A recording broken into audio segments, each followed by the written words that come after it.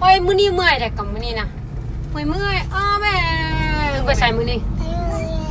ไปโรงเรียนบ่ให้เลยติบ่ให้แล้วบ่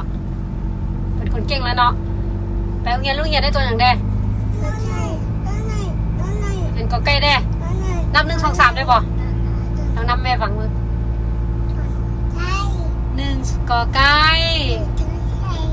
1 2 3 4 5 6 7 8 9 10เนาะไปโรงเรียนแล้วเนาะเป็นคนเก่งแล้วโอ้ยแม่นโอ้ยมื้อนี้เมื่อยแต่กับมื้อนี้นะเมื่อยอ้อแม่งแม่เนี่ยตั้งใจเรียนหนังสือเด้อเด้ยต้องไปอยู่ทางหลังเด้อยู่ทางหลังเด้บายบายแม่เด้บายบายถ้าท่านใดอยากได้แกนแนวพันธุ์มากอ่อนที่มีรสชาติแซ่บมันเหนียวปลูกง่ายดูแลง่ายแล้วก็เป็นไวเนาะ2 เดือนปลายเป็นแล้วก็บ่จำเป็นที่ต้องเฮ็ดครั้งเลยเนาะสามารถปลูกกินในครัวเรือนหรือว่าปลูกขายเป็นสินค้าได้เนาะถ้าว่าสนใจทักเพจได้เลยหรือว่าติดต่อมาที่เบอร์ทางเพจเฮาเนาะ